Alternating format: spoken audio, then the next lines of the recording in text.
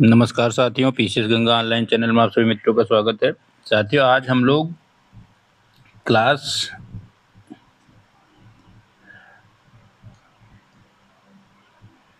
11th की NCERT का पहला चैप्टर, ठीक, भारत का भूगोल और उसका भौगोलिक विस्तार के संदर्भ में चर्चा करेंगे। साथ ही साथ थ्योरी के साथ हम लोग एमसीक्यू क्वेश्चन भी 20 करेंगे। 20 क्वेश्चन एमसीक्यू पीसीएस और आईएएस के लेवल का, या टीजीटी पीजीटी जो भी एग्जाम, असिस्टेंट प्रोफेसर्स का एग्जाम हो या प्रिंसिपल के जो वैकेंसी आई है उसके जीएस के पर्पज से, हाई कोर्ट आरओ का हुआ, आरओ की आपकी वैकेंसी 1 हफ्ते 10 दिन में आने वाली है। ये चीओ की वैकेंसी है, आरओ की भर्ती, तमाम परीक्षाओं में इससे संदर्भ में प्रश्न पूछे जाते हैं। तो पहले थ्योरी पढ़ेंगे, फिर एमसीक्यू पढ़ेंगे। ठीक, इसी चैप्टर में है। 15 से 20 मिनट है, बहुत ज़्यादा तो आधे घंटे का वीडियो बनेगा। आप लोगों से निवेदन है कि चैनल को सब्सक्राइब कर लीजिए और फ्री में आपके परीक्षा उपयोगी भी जानकारी को प्राप्त करें। ठीक, पूरा वीडियो जरूर देखिए।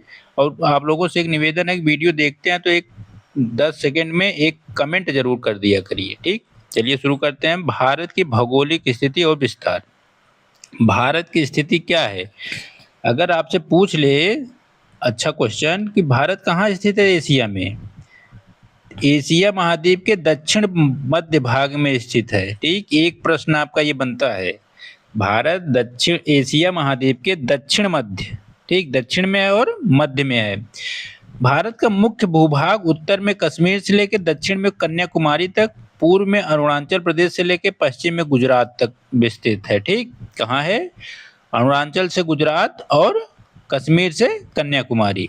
इसकी भौगोलिक स्थिति देखेंगे अगर, अक्षांशीय विस्तार जो है, तो नीचे का जो भारत बनता है, मतलब अगर हम बनाए उसे, तो ये जो वाला भाग होता है नीचे का, वो 8 डिग्री 4 पॉइंट उत्तरी अक्षांश से लेके ऊपर का पॉइंट होता है 37 डिग्री 6 पॉइंट। ठीक, तो नीचे का क्या पॉइंट होता है? नीचे का है आपका कन्याकुमारी का। ठीक, याद रखिएगा, 8 डिग्री 4 पॉइंट। और उत्तर में कश्मीर का क्षेत्र होता है तो 37 डिग्री 6 पॉइंट। ठीक, ये उत्तरी अक्षांश में भारत स्थित है। वनडे एग्जाम या टीजीटी पीजीटी तमाम एग्जामों में पूछा जा सकता है, इसको याद रखिएगा। इसकी दक्षिणतम सीमा अक्षांशीय विस्तार देखेंगे तो ये 6 डिग्री 45 मिनट जो या पॉइंट आता है, ये आपका अंडमान निकोबार के एकदम इंदिरा पॉइंट पे जाता है। जो इंदिरा पॉइंट होता है उस पे जाता है। ठीक, ये मुख्य भूमिका है, आप लोग ध्यान दीजिएगा। 8 डिग्री 4 पॉइंट जो है वो मुख्य भूमि भारत की जो है, और 6 डिग्री 45 पॉइंट जो है, 5 पॉइंट, ये आपका कन्याकुमारी अंडमान निकोबार द्वीप समूह का सबसे दक्षिणतम द्वीप जो है, सबसे दक्षिणी द्वीप जो है, उसका मेन पॉइंट है। ठीक, तो अगर कभी पूछ ले कि भारत का सबसे दक्षिणतम पॉइंट और ऑप्शन में दे दे 6.45, तो याद रखिएगा 6 डिग्री 45, तो यही उत्तर होगा। और अगर मुख्य भूमि पूछेगा तो 8 डिग्री। ठीक, तो याद रखिएगा इस चीज को। भारत का उत्तर दक्षिण विस्तार 3214 किलोमीटर है। कितना है? 3214। कितना? उत्तर दक्षिण खड़े खड़े, कश्मीर से लेके कन्याकुमारी। ठीक, और पूरब से पश्चिम अर्थात गुजरात से लेके अरुणाचल प्रदेश, गुजरात से अरुणाचल प्रदेश क्या विस्तार है? 29,2933 किलोमीटर। किलोमीटर में 2,933 किलोमीटर और 3,214 किलोमीटर उत्तर दक्षिण। ठीक, इसको याद रखिएगा। ये वनडे एग्जाम, टीजीटी पीजीटी तमाम एग्जाम में पूछा जा सकता है, इससे बाहर नहीं है। भारत का दक्षिणी भाग जो है उष्ण कटिबंध में आता है। उष्ण कटिबंध कहाँ तक होता है? कर्क रेखा तक। और कर्क रेखा भारत के बीचों बीच लगभग बहती है, 8 राज्यों से होकर गुजरती है। अगर आपको पता है तो 8 राज्यों का नाम कमेंट करके बताइए कि कर्क रेखा जो है भारत के किन किन 8 राज्यों से गुजरती है। ठीक, कम से कम इतना तो बताइए, क्योंकि बहुत बार पूछा गया है क्वेश्चन कि कर्क रेखा भारत के 8 राज्यों से गुजरती है, तो कौन कौन से राज्य हैं? 4 ऑप्शन देगा और चारों में करता क्या है कि एक राज्य बदल देता है। ठीक, तो आप लोग प्लीज कमेंट करके बताइए कि कौन से वे 8 राज्य हैं।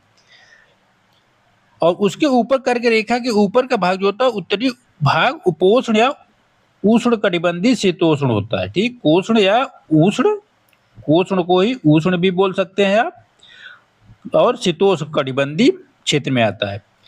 अक्षांशीय विस्तार के कारण भारत की जलवायु क्या है? मिट्टी, प्राकृतिक वनस्पति और भौगोलिक आकृतियों में काफी विविधता पाई जाती है। इतना बड़ा अक्षांशीय विस्तार जो है भारत का, उसके कारण काफी विविधता पाई जाती है। आप देखेंगे, आपको ध्यान हो अगर थोड़ा बहुत, तो भारत की जलवायु अनेक जलवायु पाई जाती है। ठंडी, गर्मी, वर्षा देख ही रहे हैं। मृदा 8 से 10 प्रकार की मृदाएं पाई जाती हैं। प्राकृतिक वनस्पति, आप कश्मीर का बेल्ट देख लीजिए, पूर्वोत्तर का भारत या मध्य में पठारी क्षेत्र का वनस्पति या दक्षिण की वनस्पतियां, इनमें तमाम विविधता पाई जाती है भौगोलिक आधार पे। और भौगोलिक आधार पर देखेंगे तो थार का रेगिस्तान है, मध्य का पठारी और पहाड़ी क्षेत्र है, ऊपर का कश्मीर या महान हिमालय का क्षेत्र है, मध्य में नदियों का बृहद दोआब क्षेत्र है। तो ये भौगोलिक आकृतियों में विविधता। देशांतरी विस्तार और समय देखेंगे तो पूरब से पश्चिम भागों को लगभग 30 देशांतर में अंतर में बांटा गया है। ठीक, और लगभग 2 घंटे का अंतर होता है। याद रखिएगा, अरुणाचल प्रदेश से गुजरात में लगभग 2 घंटे का अंतर है। सूर्योदय सबसे पहले अरुणाचल प्रदेश में होता है और उसके बाद कहाँ होता है? गुजरात में 2 घंटे बाद। अगर आप कभी फ्लाइट से मतलब गुजरिए, तेज स्पीड वाले, जिनकी स्पीड अच्छी खासी है, और 1 घंटे में आपको गुजरात पहुंचा दे अरुणाचल प्रदेश से, तो आप याद रखिएगा, यहाँ सूर्योदय पे निकलेंगे तो यहाँ पहुंचेंगे जब गुजरात, तो यहाँ अंधेरा रहेगा, अर्थात सूर्योदय नहीं हुआ रहेगा। ठीक, 2 घंटे बाद होता है। ये पूर्व में सूर्य पश्चिम के अपेक्षा पहले उदय और अस्त होता है, और सूर्यास्त भी यही है। सबसे पहले सूर्यास्त अरुणाचल प्रदेश में होगा, उसके 2 घंटे बाद सूर्यास्त गुजरात में होगा। इस चीज को याद रखिएगा, कभी भी इंटरव्यू में पूछ ले या जनरल प्रश्न पूछ ले तो दुविधा मत रहिएगा। भारत का जो मानक समय है पूरे भारत का, ठीक, वह क्या लिया गया है? भारत के बीचों बीच से है, लगभग 82.5 नहीं है ये, 82 डिग्री 30 पॉइंट है। ठीक, या 30 मिनट से भी बोलते हैं, पॉइंट भी आप याद रखिए। 82 डिग्री 82 डिग्री और 30 पॉइंट पूर्वी देशांतर में है। ठीक, यह भारत का मानक यामोत्तर मतलब होता है, यही मानक समय के लिए एक निर्धारित सीमा रेखा है। ठीक, इस चीज को याद रखिएगा। यह IST, international standard times, international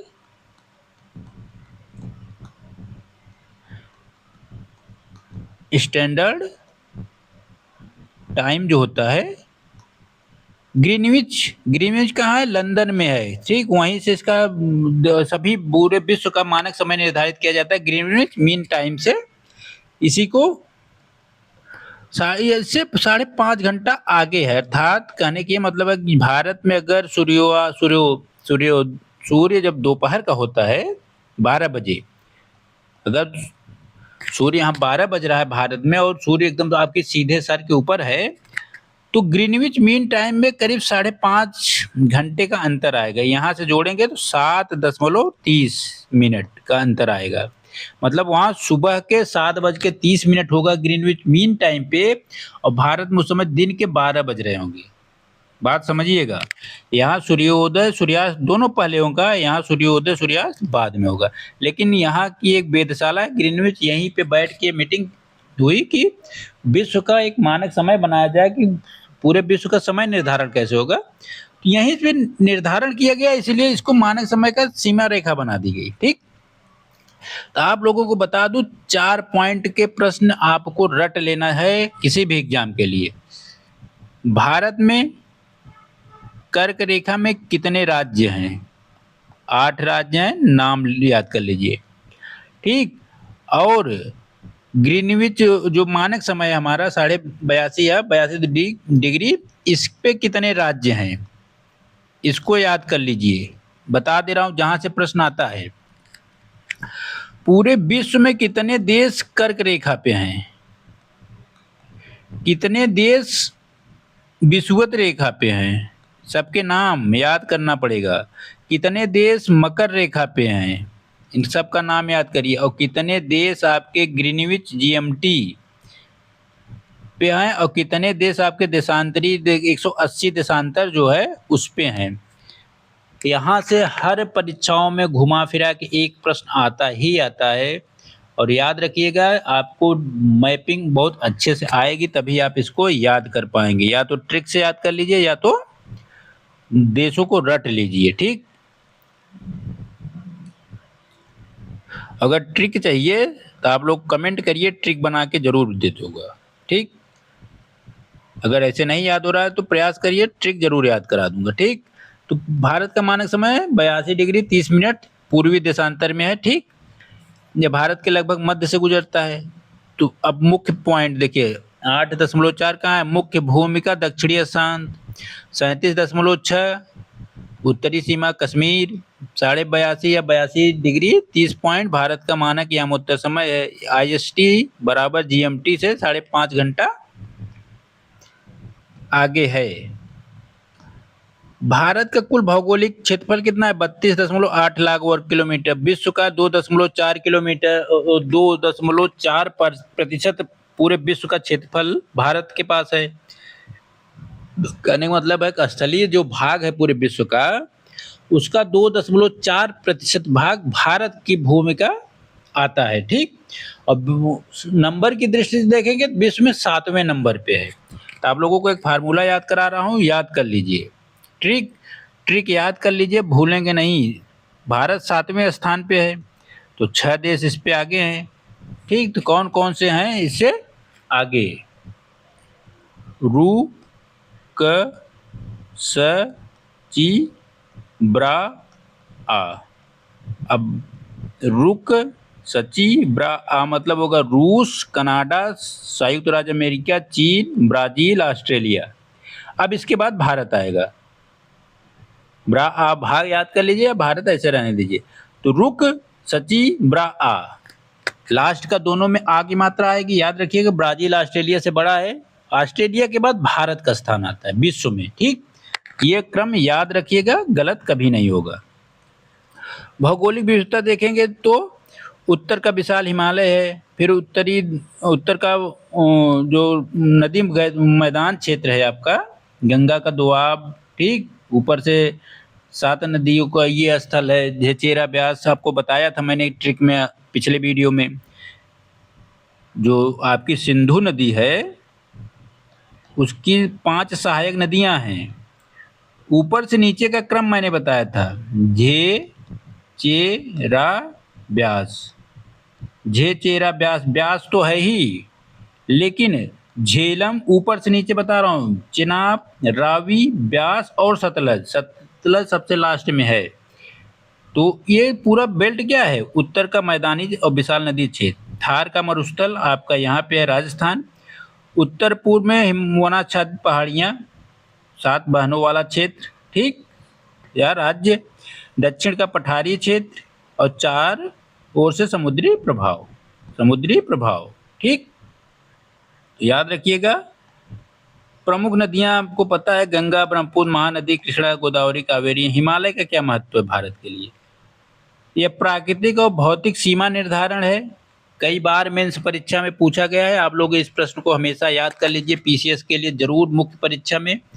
Himalaya का महत्व, उपयोगिता भारत के लिए। ठीक, और इसका 10 पॉइंट याद कर लीजिए, कभी भी प्रश्न आए कभी भी गलत नहीं होगा। ठीक, इसका मुख्य परीक्षा के लिए मैं कराऊंगा भी वीडियो, लेकिन आप लोग खुद तैयार करिए। ऐतिहासिक रूप से हिमालय भारतीय उपमहाद्वीप के उत्तर जाने वाले काफी हद तक सीमा सुरक्षा प्रदान करता है। कुछ दर्रे हैं हिमालय को पार करने का मार्ग प्रशस्त करता है। कौन से दर्रे हैं यहाँ पे? खैबर, बोलन, सिपकीला, नाथुला, बोमडीला। ये दोनों मुख्यतः हिमालय के नहीं है, पाकिस्तान वाले क्षेत्र में है आज के समय में खैबर बोलन, लेकिन सिपकीला, नाथुला, बोमडीला आपका भारत में है। तो आप लोगों को कमेंट में ये बताना है कि सिपकीला किस राज्य में है, नाथुला और बोमडीला। ठीक, इन तीनों का आप लोगों को क्रम बताइए कि किन किन राज्यों में हैं।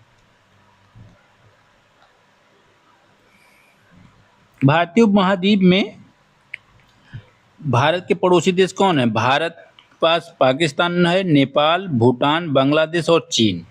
ठीक, उपमहाद्वीप की मुख्य भूमि जो है, मुख्य भूमि किसे किसे स्पर्श करती है? पाकिस्तान से करती है, नेपाल से, भूटान से, बांग्लादेश, पहले अफगानिस्तान से करती थी, लेकिन अक्साई चीन या पाक अधिकृत कश्मीर जो है उसमें सीमा का द्वंद्व है, तो इसलिए आप इस समय जो वो सीमा रेखा है उसमें अफगानिस्तान से टच नहीं करती, लेकिन कभी करती थी। ये भारत मानता है आज भी कि वो मेरा क्षेत्र है, लेकिन सच्चाई है कि वह चीन और पाकिस्तान के नियंत्रण क्षेत्र में है।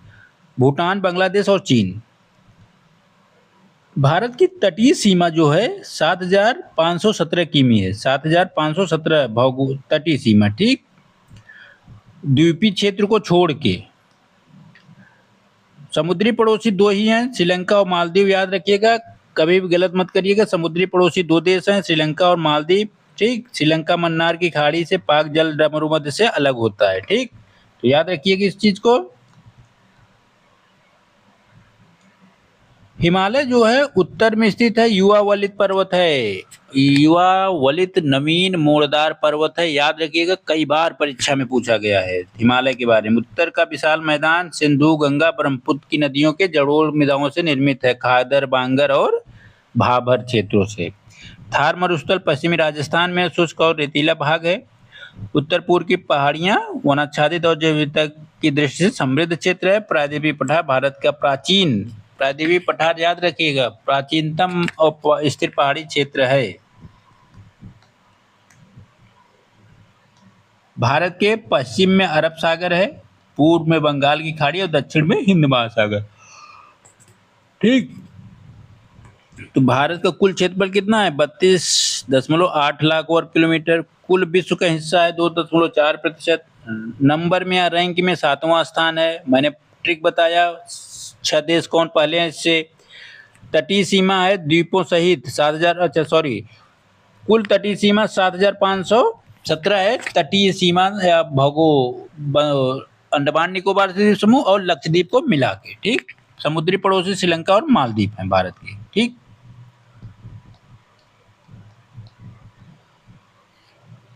अब जैसे देखिए कौन कौन से देश किस क्षेत्र में स्थित हैं। पाकिस्तान पश्चिम में है, अफगानिस्तान उत्तर पश्चिम में है, चीन उत्तर पूर्व उत्तर में है, नेपाल उत्तर में है, भूटान उत्तर पूर्व में है, बांग्लादेश पूर्व में और म्यांमार भी पूर्व में है, ठीक। याद रखिएगा दिशा भी।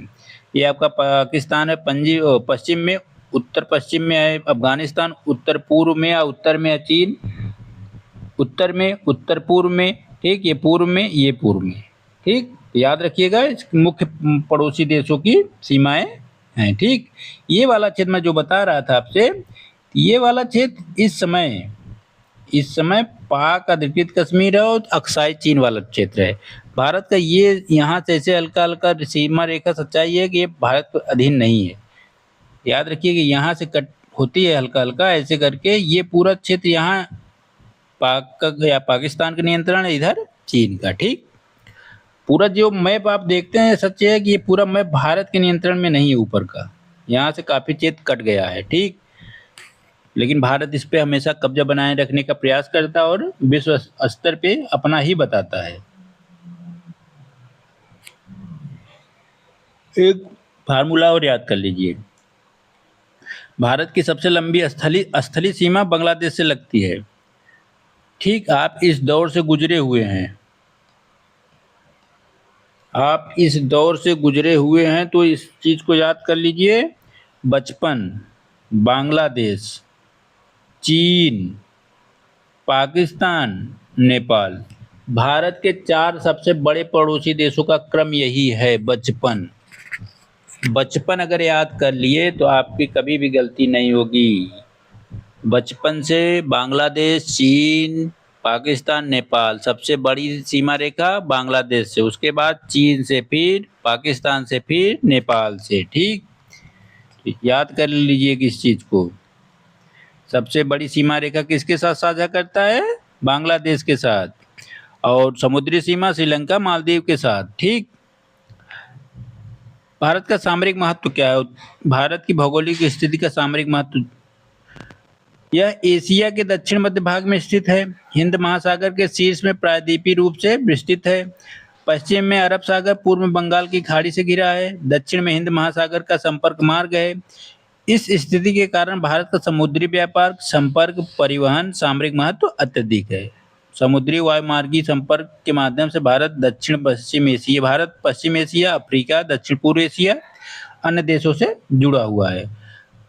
श्रीलंका के बाद से जो भारत का जुड़ाव है वो मन्नार की खाड़ी और पाक जल डमरू मध्य से पृथक है। ठीक, जुड़ता किससे है? देखिए, जब कोई भी जल संधि जोड़ती है तो जल संधि स्थल भाग को तो जोड़ती है और जलीय भाग को अलग करती है। ठीक, ये कॉन्सेप्ट है, इसको याद रखिएगा। प्रश्न में कभी उल्टा पुल्टा पूछ लेता, आप लोग गलत कर देते हैं।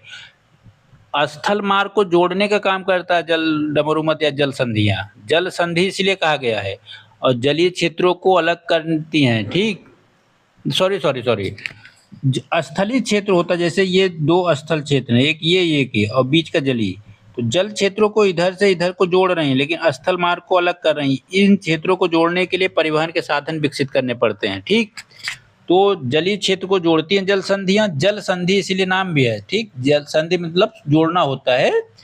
तो संधि जल को जोड़ेगी, स्थल मार्ग को अलग करेगी। कथन कारण में यही पूछता है कि जल संधियां स्थल मार्ग को जोड़ती हैं, जल संधियां जल मार्ग को पृथक करती हैं। दोनों गलत हैं। जल संधियां जल क्षेत्र को जोड़ती हैं, स्थल क्षेत्र को पृथक करती हैं। ठीक, मालदीव हिंद महासागर में स्थित भारत का एक दक्षिणी प्रायद्वीपीय देश है। ठीक, अब देखिए कुछ, पश्चिम में अरब सागर, पूर्व में बंगाल खाड़ी, दक्षिण में हिंद महासागर। एक बार ट्रिक फिर याद कर लीजिए। 32.8 लाख वर्ग किमी भारत क्षेत्रफल है, विश्व में 7वां स्थान।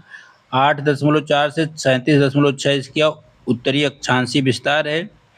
मानक समय है 82.5 या 82.30।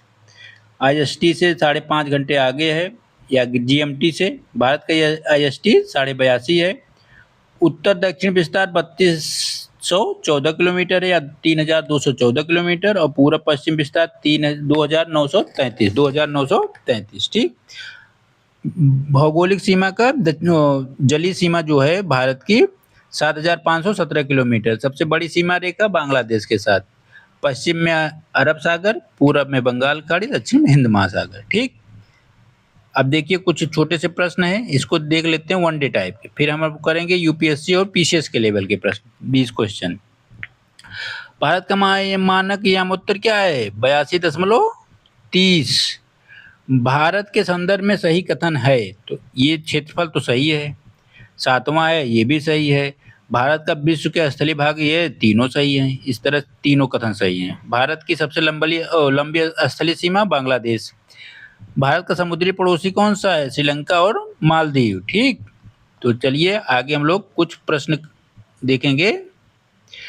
ये मानक समय है, ये विज्ञान में भी पूछता है और आपके जनरल जीके में भी। इस चीज को याद कर लीजिएगा, कभी भी गलत नहीं होगा ना चाहिए। एक मानक मील जो होता है, मानक मील 1.6 किलोमीटर होता है।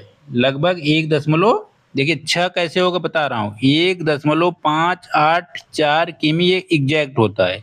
4 को कैंसिल करेंगे तो 8 में कोई वृद्धि नहीं होगी, क्योंकि याद रखिएगा मैथ का नियम है, अगर दशमलव के बाद 1, 2, 3, 4 है, इन दोनों को कैंसिल करते चले जाओ तो अगली संख्या में कुछ नहीं जोड़ेंगे। 4 कैंसिल किए 3 3 ही रहेगा, 3 कैंसिल किए 2 नहीं।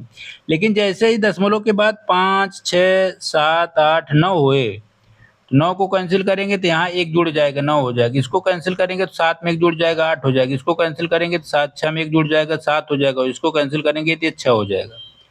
अब जब हम 4 को कैंसिल किए तो 8 में कुछ नहीं जुड़ा, लेकिन 8 को कैंसिल किए तो 6 में 1 जुड़ा, 5 में 1 जुड़ा तो 6 हुआ, और 6 को कैंसिल किए तो 5 में 1 जुड़ा और ये 6 हो गया। ठीक, तो याद रखिएगा ये मानक है। और समुद्री मील जो होता है, नॉटिकल मील, 1.8 किमी होता है। तो याद रखिए कि इसकी दूरी कई बार पूछा है, दोनों में अंतर क्या है। ठीक, 1.8 है, 1.6 है, इसको गलत मत करिएगा। पहला प्रश्न है, ध्यान से पढ़िएगा, ऐसा प्रश्न ही आते हैं आज के पीसीएस और आईएएस में। भारत का मुख्य भूभाग उत्तर में कश्मीर और दक्षिण में कन्याकुमारी तक विस्तृत है। हाँ, सही है। भारत का मुख्य भूभाग अरुणाचल प्रदेश, पूर्व में और पश्चिम गुजरात तक विस्तृत। हाँ, सही है। भारत की समुद्री सीमा मुख्य भूभाग से 12 समुद्री मील तक विस्तारित है। 12 समुद्री मील तक विस्तारित नहीं है। ठीक, तीसरा गलत है। कौन से? तो केवल 2 कथन सही हो रहे हैं। ठीक, तीसरा गलत है। आगे प्रश्न पढ़ते हैं कथन कारण में। ठीक, कथन है आपका, भारत उत्तर दक्षिण विस्तार पूर्व पश्चिम विस्तार की वास्तविक दूरी में अंतर है। हाँ सही है, दोनों में लगभग अंतर है। एक 3214 किलोमीटर है, 3214, एक है 2933 किलोमीटर है, तो थोड़ा बहुत अंतर है। ध्रुवों की ओर जाने पर दो, अब देखिए, ध्रुवों की ओर जाने पर 2 देशांतरी रेखाओं के बीच की दूरी घटती है, जबकि 2 अक्षांश रेखाओं की बीच दूरी समान रहती। गलत है। देखिए, ये आपका ग्लोब है, ये है आपका अक्षांशीय विस्तार। अच्छा सही, कथन और कारण दोनों सही हैं। ठीक, ध्रुवों की ओर जैसे ये जो ऐसे खींची जाती है लाइन, ये देशांतरी विस्तार होता है। ठीक, और जो गोल गोल खींची जाती है बीचों बीच से, ये होता है अक्षांशी। अक्षांशी विस्तार की दूरी हमेशा बराबर रहती है। ठीक, लगभग 111 किलोमीटर जो मानक बनाया गया है। और देशांतर रेखाओं की विषुवत रेखा पे सर्वाधिक होती है। देशांतर रेखा की दूरी जो होती है विषुवत रेखा पे सर्वाधिक होती है, ध्रुवों पे 0 हो जाती है। ठीक, तो दोनों कथन सही हैं। ठीक, दोनों कथन सही हैं और एक दूसरे की सही व्याख्या भी करते हैं। अगला प्रश्न मिलान करने का है। मानक मील कितना है? 1.6। समुद्री मील कितना है? 1.8। भारत का मानक समय क्या है? 82 डिग्री 30 मिनट या पॉइंट। ठीक, तो इसको मिला लीजिए। भारत का मानक याम उत्तर क्या है? 82 डिग्री 30। पूर्वी देशांतर है, सही है, पूर्व में है। मिर्जापुर के निकट से गुजरता, हाँ ये भी सही है। मिर्जापुर या कभी कभी प्रयागराज का नैनी दे देता है, तो दोनों सही है। लेकिन अगर दोनों उत्तर में हो, एक बात ध्यान लीजिएगा, अगर नैनी भी है और मिर्जापुर है, आंख बंद करके मिर्जापुर लगाइएगा। ठीक, क्योंकि मिर्जापुर ज़्यादा नज़दीक है नैनी की तुलना में। हालांकि प्रश्न में कई बार पूछा है, तो हालांकि ये भी रहता है कि उत्तर में एक ही ऑप्शन मिलेगा आपको दोनों में से, नैनी या तो मिर्जापुर। ठीक, और ये ग्रीनविच मीन टाइम से 5.5 घंटे आगे है। हाँ ये भी सही है, तो तीनों कथन इसके सही हैं। ठीक, कथन कारण में प्रश्न देखिए, भारत में एक ही मानक समय निर्धारित है। हाँ, कितना है? 82 डिग्री 30 मिनट या सेकेंड पॉइंट। ठीक, भारत के पूर्व पश्चिम विस्तार के कारण स्थानीय समय में अंतर होता है। पूर्व और पश्चिम का विस्तार 2 घंटे के लगभग है। ठीक है, समय में अंतर होता है, लेकिन प्रशासनिक सुविधा के लिए एक ही मानक चुना गया। हाँ, यही सही कारण है। ये दोनों सही हैं और सही व्याख्या है। देखिए, मानक समय इसलिए किसी देश में लिया जाता है ताकि पूरे भारत का एक ही मानक समय संचालित करके एक सेंटर से पूरे प्रशासन को और कार्यपालिका विधायिका संबंधित जो भी कार्य होते हैं, जो भी प्रशासनिक कार्य होते हैं, सबका एक ही मानक समय निर्धारित करके कार्य किया जा सके। इससे क्या होता है कि कार्य में एकरूपता और गतिशीलता बनी रहती है। ठीक, नहीं तो दिक्कत होती है। जैसे मान लीजिए, अगर अरुणाचल प्रदेश का मानक समय और गुजरात के मानक समय में अंतर आ जाए, भारत में 2 मानक समय हो जाए, तो यहाँ के लोग जो कार्य का समय होगा अलग होगा, यहाँ के लोगों का कार्य समय अलग होगा। ठीक, लेकिन अगर एक ही इतना बड़ा विस्तार नहीं है भारत का कि उसमें कई, जैसे रूस में 11 है, क्योंकि रूस का विस्तार बहुत है, एक मानक समय पर उसका कार्य नहीं चल सकता था, क्योंकि 5-6 घंटे 10-10 घंटे का अंतर आता है। ठीक, तो भारत के लिए सही है। अगला प्रश्न देखिए, कौन सुमेलित है? पूछ रहा है कौन सा इसमें सुमेलित है, तो कौन सा सुमेलित है? ए। ठीक, फिर है कथन कारण से संबंधित कथन, और इसमें सही है कौन सा होगा? भारत एशिया महाद्वीप के दक्षिण मध्य में है, सही है। भारत की पश्चिमी सीमा अरब सागर से, पूर्वी सीमा बंगाल की खाड़ी से निर्धारित, तो हाँ सही है। भारत का प्रायद्वीपीय भाग हिंद महासागर की ओर निकला, हाँ सही है। तीनों कथन सही हैं इसमें। ठीक, तो याद रखिए कि इसमें तीनों कथन सही हैं। भारत की भौगोलिक स्थिति उसे समुद्री मार्गों से पड़ोसी क्षेत्रों को जोड़ती है। भारत की भौगोलिक उसे इससे उसे समुद्री मार्गों से पड़ोसी क्षेत्रों जोड़ती है। भारत की प्रायद्वीपीय स्थिति के कारण इसके दोनों ओर अरब सागर और बंगाल की खाड़ी है, ये भी सही है। ठीक, ये दोनों सही है और दोनों एक दूसरे की व्याख्या करते हैं। मिलान करिए। हिंद महास देखिए, आपका जो श्रीलंका है पाक जल संधि से जुड़ा हुआ है। मालदीव हिंद महासागर में है। भारत श्रीलंका पृथक्करण मन्नार की खाड़ी से अलग होता है। ठीक,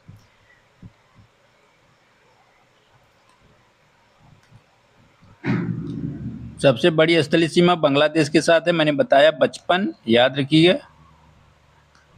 ठीक, इस फार्मूले को याद कर लीजिएगा। ऐसे और फार्मूले अगर ट्रिक चाहिए तो आप लोगों को एक काम करना होगा। जिन लोगों को ट्रिकी ज्योग्राफी अच्छे से याद करनी है वो लोग कमेंट जरूर करें। मैं कम से कम 50 ट्रिक आपको बताऊंगा भूगोल में कुछ याद करने लायक। मेरे पास मेरा खुद का बनाया हुआ, किसी और से आप नहीं वो मैच करा सकते हो। उस सारे ट्रिक को मैंने खुद बनाया है। अगर कमेंट करेंगे तभी वो ट्रिक मिलेगा, वैसे नहीं मिलेगा, क्योंकि आप लोग कमेंट करते नहीं है। चलिए आगे बढ़ें। भारत कथन कारण है, भारत का क्षेत्रफल विश्व के क्षेत्रफल 2.4 है, सही कथन है। और इसका कुल क्षेत्रफल 32.8 लाख वर्ग किलोमीटर है, 7वां स्थान है। हाँ, दोनों सही है, दोनों एक दूसरे की व्याख्या भी करते हैं। व्याख्या नहीं करते हैं, दोनों अलग अलग चीजें हैं। ठीक, स्थलीय सीमा इतनी है, इन दोनों की एक दूसरे की व्याख्या नहीं करते, दोनों अलग अलग है।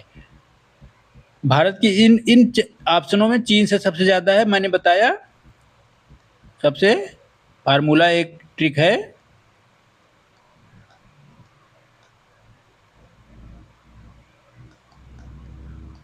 ठीक, रूस, कनाडा, संयुक्त राज्य अमेरिका, चीन, ब्राजील, ऑस्ट्रेलिया के बाद भारत है। तो इसमें चीन ही है जो इस लिस्ट से भारत से बड़ा देश है। ठीक, कभी कभी पूछ लेता है। कथन है उनसे संबंधित बातें। हिमालय भारत के उत्तर में है, सही कथन है। हिंदू कुश और सुलेमान श्रेणियां भारत के उत्तर पश्चिम में स्थित हैं, उत्तर पश्चिम ये। ठीक, तो ये भी सही है। पूर्वांचल पहाड़ियां उत्तर पूर्व में है, ये भी सही है। हिंद महासागर दक्षिणी सीमा निर्धारित करता है, ये भी बात सही है। तो चारों कथन सही हैं। ठीक, मिलान करने के लिए देखिए, हिमालय कहाँ है? उत्तर में है। हिंदू कुश सुलेमान पहाड़ियां उत्तर पश्चिम में, सही बात है। पूर्वांचल उत्तर पूर्व में, हिंद महासागर दक्षिण में, तो अर्थात चारों सही सुमेलित हैं, तो क्रम सही है। हिमालय ने प्रायद्वीपीय भारतीय महाद्वीप को एक विशिष्ट क्षेत्रीय पहचान प्रदान की है, ये बात सही है। ठीक, कई बार पूछा गया है, ये एकदम सही बात है। हिमालय ने ऐतिहासिक रूप से भारतीय उपमहाद्वीप के लिए एक महत्वपूर्ण भौतिक अवरोध की भूमिका निभाई, ये भी सही है। दोनों सही है, एक दूसरे की व्याख्या करते हैं। ठीक, कौन सा दर्रा उत्तर पश्चिम उत्तर पर्वतीय मार्गों से संबंधित है? कौन सा दर्रा भारत के उत्तर पश्चिम उत्तर पर्वतीय भागों में है, मतलब हिमालय क्षेत्र के उसके विस्तारीय क्षेत्र में है। ठीक, तो इसका 1 2 3 4 सब सही है। खैबर, बोलन, सिप्पीला, नाथुला। ठीक, नाथुला कहाँ है? सिक्किम में है।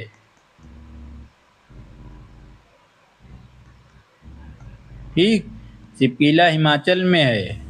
ये वर्तमान में दोनों पाकिस्तान में है। ठीक, देखिए इनका मिलान करना है। तो गंगा क्या है? भारत की प्रमुख नदी। ठीक, ब्रह्मपुत्र, ये सभी भारत की प्रमुख नदी हैं। ये थोड़ा प्रश्न वो बना है, एकदम सही गड़बड़। 18 नंबर देखिए, भारत की संपूर्ण तटरेखा 7517 किमी है, सही है। भारत का प्रायद्वीपीय भाग हिंद महासागर की ओर उभरा हुआ है, सही बात है। भारत की भौगोलिक विविधता विभिन्न प्रकार के संसाधनों की उपलब्धता में सहायक है, ये भी सही है। अर्थात तीनों कथन सही है। ठीक, अब देखिए आईएएस में ऐसे एक बार प्रश्न पूछा था। ठीक, यदि कोई व्यक्ति राजस्थान से नागालैंड की ओर एक सीधी रेखा में यात्रा करे, अर्थात राजस्थान से नागालैंड पूर्व में जाए, तो किस नदी को पार करना अनिवार्य नहीं होगा? बहुत पेटेंट क्वेश्चन है। ठीक, ऐसे क्वेश्चन ऐसे आते हैं तो आप लोग दुविधा में पड़ जाते हैं। कौन सी नदी क्रॉस नहीं करना पड़ेगा? सिंधु। सिंधु राजस्थान से नागालैंड के बीच में क्यों पड़ेगी? कोई मतलब नहीं है, पंजाब के क्षेत्र से ऊपर बहती है। ठीक, बाकी सभी नदियों को क्रॉस करना पड़ेगा। ब्रह्मपुत्र को कहाँ करेंगे? असम में जाके। ठीक, अंतिम क्वेश्चन है, भारत का अक्षांशीय विस्तार 30 डिग्री है, सही बात है। भारत का उत्तर दक्षिण विस्तार 32-14 किलोमीटर, ये भी सही है। पूर्व पश्चिम 29-33 किलोमीटर है, ये भी सही है। भारत के पूर्वी और पश्चिमी भागों के स्थानीय समय में लगभग 2 घंटे का अंतर है, ये भी सही है। अर्थात चारों कथन सही है। ठीक, तो इस तरह से हमारा पहला चैप्टर एनसीईआरटी क्लास 11th की पहला चैप्टर समाप्त हुआ। फिर हम अगले दूसरे चैप्टर पे कल मिलेंगे। प्लीज़ चैनल को सब्सक्राइब कर लीजिए और हमारे चैनल के साथ जुड़े रहिए। यहाँ सब कुछ निःशुल्क मिलेगा। आप कमेंट करके पूछिए हमको क्या चाहिए, आपकी जो वीक पॉइंट हो आप उसके संबंध में हमसे वीडियो प्राप्त कर सकते हैं, मैं बना दूंगा। ठीक, और ऐसे तरीके से बना के चीज़ें प्रेजेंट करूंगा तो आप कभी भूलेंगे नहीं। ठीक, तो मुझे उम्मीद है कि ये वीडियो देखने के बाद आप भारत की भौगोलिक सीमा से संबंधित कम से कम 25 क्वेश्चन आपके तैयार हुए होंगे। ठीक, तो जय हिंद साथियों।